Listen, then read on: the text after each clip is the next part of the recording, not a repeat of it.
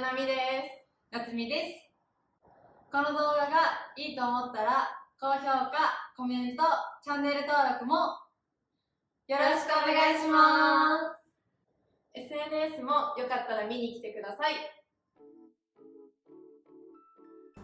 今日のヘアメプロジェクトはこちら、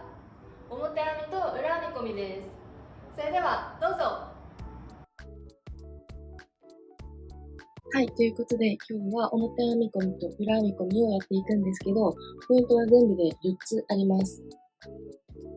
1つ目がベース作り、2つ目がスライス、3つ目が根元の浮き、4つ目が編み目の位置です。まず1つ目はベース作りです。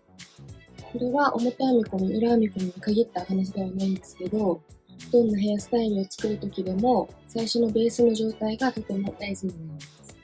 しっかり髪の毛にツヤがあり、パサパサしていない状態で、毛がまっすぐストレートに落ちるところに落ちているのが、消すの状態として一番いい状態になります。2つ目はスライスです。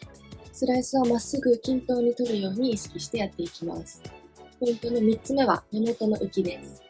根元の浮きは、根元が浮いていると緩んでいるような見た目になってしまうので、それを避けるために編んでいる時の立ち位置や手の角度、目線の高さなどに気をつけて編んでいきます。4つ目は編み目の位置です。編み目の位置はしっかりブロッキングした真ん中に編み目が来るように編み込んでいきます。はい、以上がこのポイント4つになります。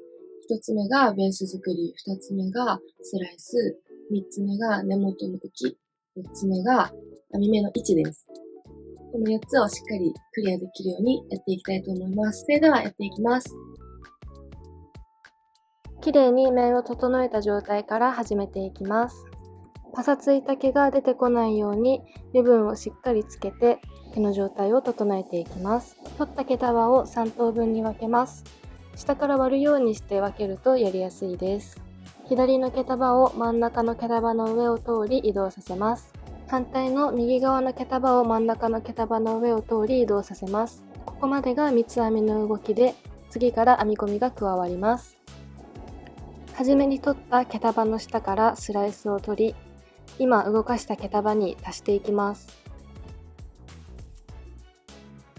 足したら他の毛束と混ざらないように毛束を持ち替えて、反対も同様にすぐ下からスライスを取り、今動かした毛束に足していきます。毛束を動かしたら毎回コームで毛流れを整えることを忘れないようにして編み進めていきましょう。やるとやらないとだとかなり仕上がりに差が出てくると思います。ここまでが編み込みの一連の流れなので、これを繰り返していきます。毛束を動かす、スライスで毛束を取る、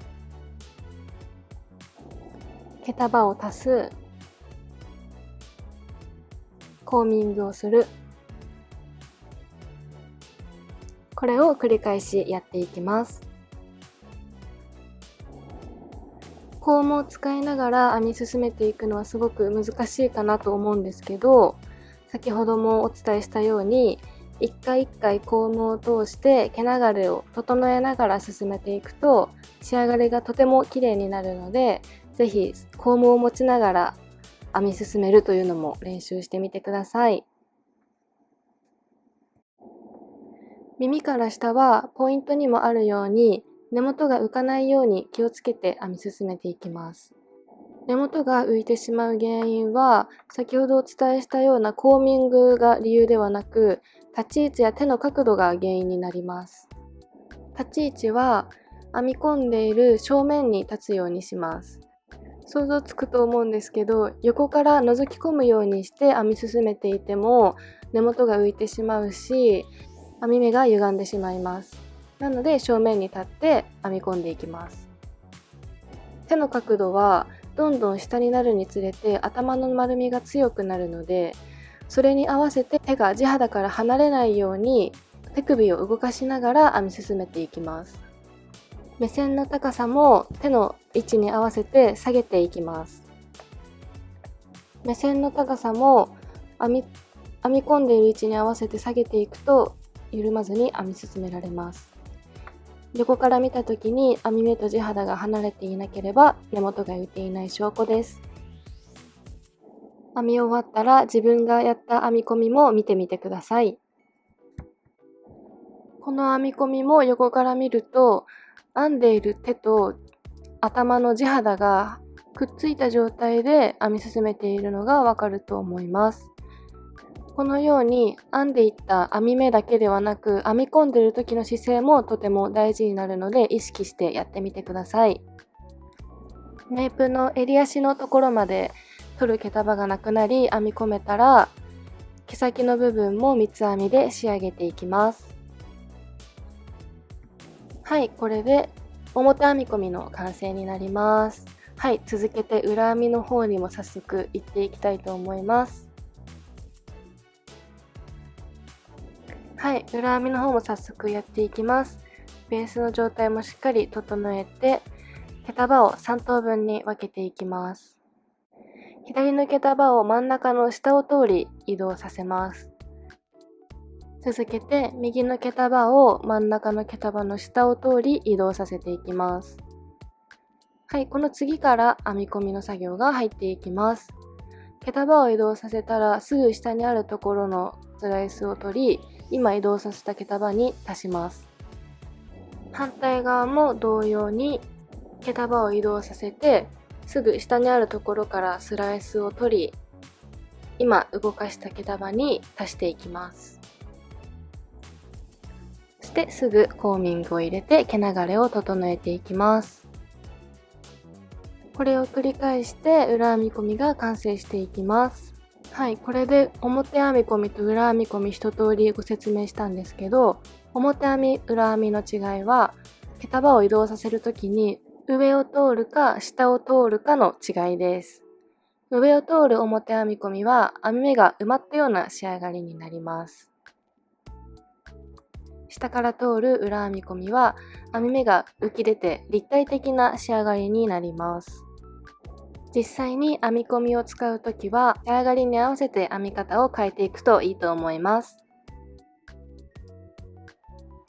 もう一度ゆっくり順を追ってやり方を確認していきたいと思います。まず毛束を移動させます。この時は真ん中の毛束の下を通り移動させます。動かしたらすぐ下の毛をスライスを取って今動かした毛束に足していきます。で、すぐコーミングをしていきましょう。表編み込みと工程は同じなので毛束の移動を間違わなければスムーズにできると思います。表編み込みの時にもお話ししたように、どの編み込みでも耳から下の部分が根元が浮きやすくなるので、そこに十分に気をつけて編んでいきます。手の角度、体の位置、編んでいる箇所に合わせて少しずつ変えていきます。そして腰を下ろしていって、目線の高さも手元の位置に合わせるように編んでいきます。表編み込みと裏編み込み、やり方がごちゃごちゃにならないように気をつけて編み進めていってください。仕上がりも2つとも合う良さがあって、2つともできるようになるとアレンジの幅も広がるので、どちらもできるようになるといいと思います。ネープの襟足まで行って取っていく毛束がなくなったら、毛先の方も引き続き三つ編みで編み進めていきます。最後まで油断せず、緩みがないようにしっかりきつく編み込んでいってください。ネープの方がやっぱり一段とやりづらくなるので、さっきの立ち位置や手の角度に気をつけて編み進めていくといいと思います。はい、ネープまで編めたので、ここからは三つ編みをしていきます。はい、これで毛先まで編めたら裏編み込みの完成になります。表編み込みと裏編み込みを比べると仕上がりはこのような違いになっています。はい、編み込みが終了しました。早速、最初に上げてたポイントのところを追って確認していきたいと思います。表編み込みと裏編み込み同時に見ていきたいと思います。ポイント1のベース作りについてです。パサついた様子もなく、髪の毛の表面にツヤがあります。ふわふわしたような、浮いているような毛がなく、ストレートの状態で落ち着いています。ポイント2のスライスについてです。はじめに取ったスライスの幅に合わせて、この後のスライスも取っていきます。これもまっすぐ均等に取れているかなと思います。ポイント3の根元の浮きについてです。今流しているところは、特に根元の浮きは問題なくスムーズにできるかなと思うんですけど、この耳を過ぎたあたりからが重要で、耳から下になるにつれて頭の丸みが強くなり、手元が見えづらくて手を引いたように編んでしまって、それが根元の浮く原因になってしまうので、編んでいる時の体の位置や手の角度、目線の高さに気をつけて編んでいかないと根元が浮いてしまいます。毛束を持っている外側の、指の外側のところが頭に沿って沿うようにくっついて編んでいくと根元の浮きがなく編み込めます。そこも意識してやってみてください。このままネープまで進んで、取る毛がなくなったら毛先の方まで三つ編みをしていきます。はい、これで表編み込み、裏編み込みの完成です。編み目の位置を見ていきます。しっかりブロッキングした真ん中に編み目が来るように編み込まれています。はい、お疲れ様でした。定番のこの表編み、裏編み込みでも、こんなに気をつけることがあるんだなと改めて気づくことができました。これからの動画でも、この表編み、裏編み以外の別の編み込みも同じように紹介していきたいなと思うので、そちらも楽しみにしていてください。それでは次の動画でお会いしましょう。